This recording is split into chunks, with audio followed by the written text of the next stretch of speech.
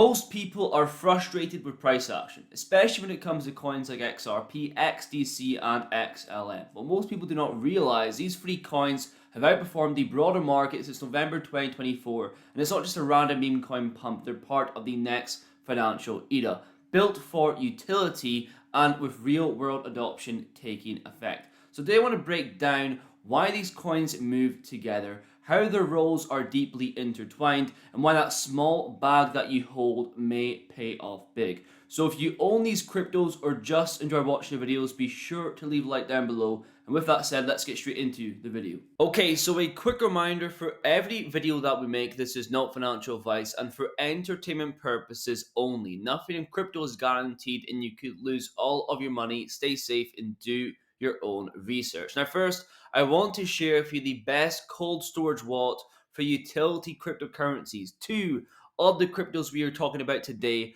were the most swapped purchase tokens on Decent last week, XRP and XLM. So why are fellow utility crypto holders storing their crypto on Decent? Well, it's the range of cryptos that are supported by supporting 78 plus blockchain networks and over 4,500 tokens and the actual ecosystem tokens. So here we can see the XRC20 tokens, XDC's ecosystem supported along with XRP Trustline tokens and many more. And as far as other cold wallets go on the market, this version is a lot cheaper and it's a lot more easier to navigate, right? Fingerprint scan, widescreen, and 4 buttons, and you can navigate with Bluetooth. So if you want a decent hardware cold wallet, check the links down below in the description. Now moving on to the video. What are these cryptocurrencies? What makes them different and what makes them valuable? So these three cryptos all serve a different layer in the new financial stack, right? They have high speed, low cost, and are aligned with regulations and have the ISO 20022 alignment. And these three cryptocurrencies are either institution or enterprise facing, so built for payments, liquidity, or trade. XRP is an institutional liquidity rail, so instant cross-border liquidity provisioning for banks, institutions, or brokerages. Examples of that goal in 2025, we can see Ripple seeking US bank charter to expand footprint. So position XRP as a licensed payment institution.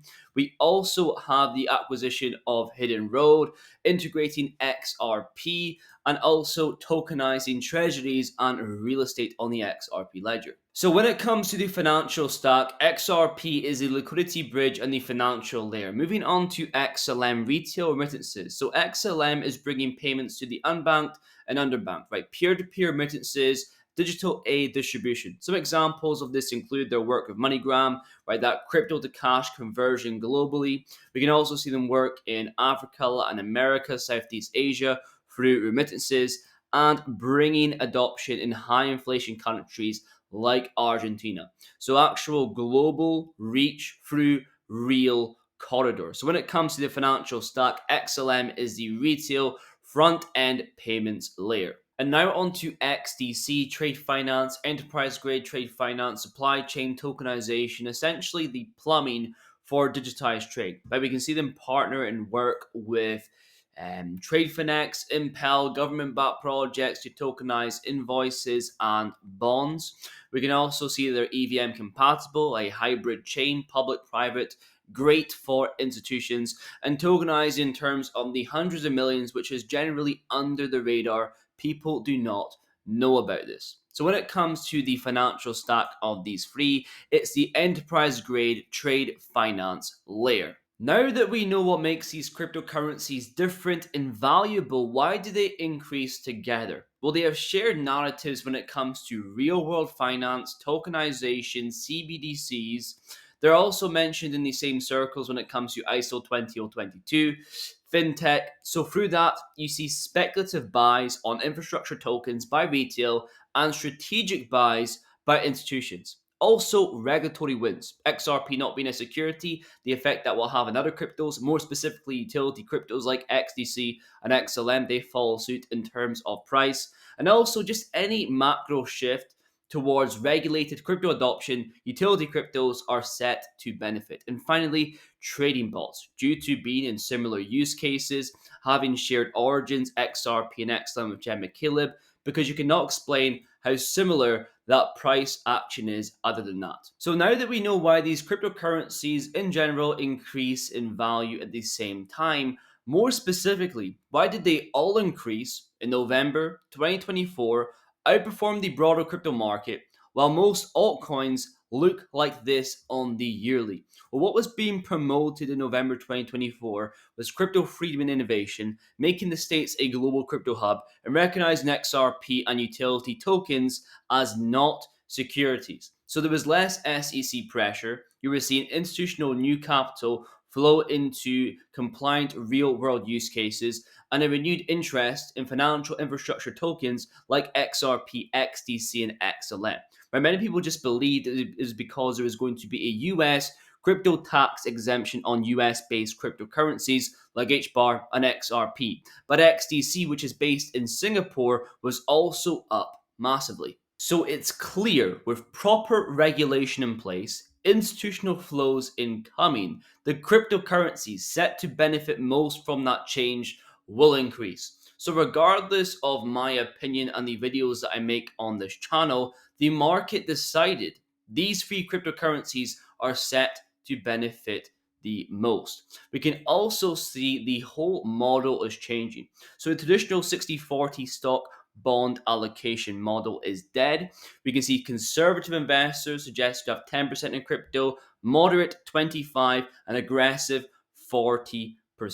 There is no point not participating in asset class. It's outperformed every other for the past 15 years. What cryptos are they going to hold? Well, obviously Bitcoin, but utility cryptocurrencies with a large market they can capture, like the cryptos in this video. And that is why they may continue outperforming the rest of the market. They are not tied to hype narratives that come and go every other cycle. They are already integrated, already solving real world problems, and already positioned. I always refer to the plateau of latent potential when it comes to utility based cryptocurrencies. Right, you see, for example, XLM Stellar joining the MasterCard crypto credential ecosystem. You expect the price to instantly increase when this occurs, but it does not. It builds up. Same when you see XDC, an hour-free core to complete inter-business settlement proof of concept. Nothing happens. You see Ripple acquire Prime Broker hit and roll for 1.25 billion. You see nothing happen in the price. But all of this information builds up and builds up, and the success looks like it happens overnight. In reality, it's been years worth in the making. And when we look at other cryptocurrencies in the market, right, just in the last 24 hours, 27,000 cryptocurrencies have been created.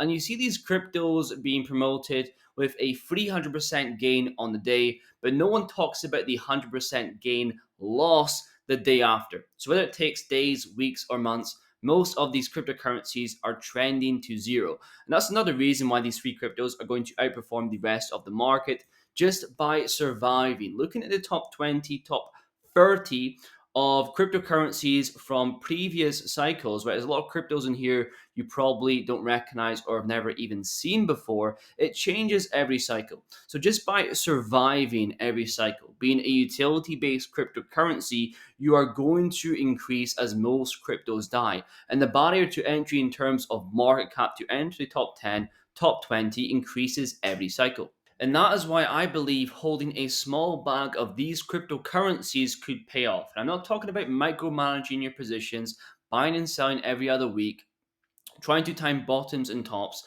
I'm talking about holding cryptocurrencies for a long period of time. I'm looking at the amount of cryptos that are being created in the market. I'm looking at the lack of substance, and I'm taking my picks. So far, it's paid off. Will it continue to do so? I guess we'll have to wait and find out. But if you made this far in the video, thank you very much for watching, and I will see you guys in the next one.